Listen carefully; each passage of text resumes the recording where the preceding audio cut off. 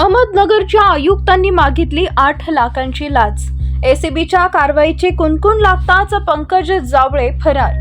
अहमदनगर महानगरपालिकेचे आयुक्त डॉक्टर पंकज जावळे यांच्यावर लाचलुचपत विरोधी विभागाने मोठी कारवाई केली असून त्यांचं राहतं घर सील केलं आहे।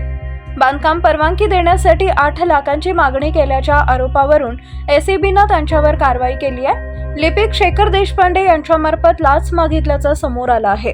दरम्यान एसीबी पथक कारवाईबाबत समजताच डॉक्टर पंकज जावळे आणि लिपिक शेखर देशपांडे दोघेही फरार झाले। बांधकाम परवान्यासाठी मागितले 8 लाख रुपये। अहमदनगर मधील एका कन्स्ट्रक्शन फर्मला बांधकाम परवाना हवा होता।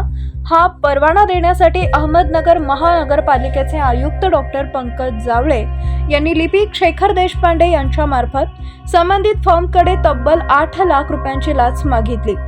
19 आणि 20 जून रोजी लाचेची मागणी करण्यात आली होती।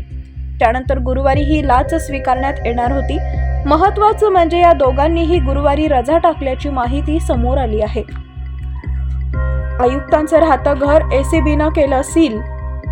या प्रकरणाची तक्रार एसीबीकडे गेल्यानंतर एसीबीनं तातडीनं कारवाईला सुरुवात केली, परंतु या कारवाईची कल्पना मिळताच हे दोघेही फरार झाले आहेत। यानंतर एसीबीनं लिपिक शेखर देशपांडेच्या बुराननगरमधील घरावर छापा टाकला, तर आयुक्त जावळेंचं राहतं घर लाचलुचपत विभागानं सील केलंय।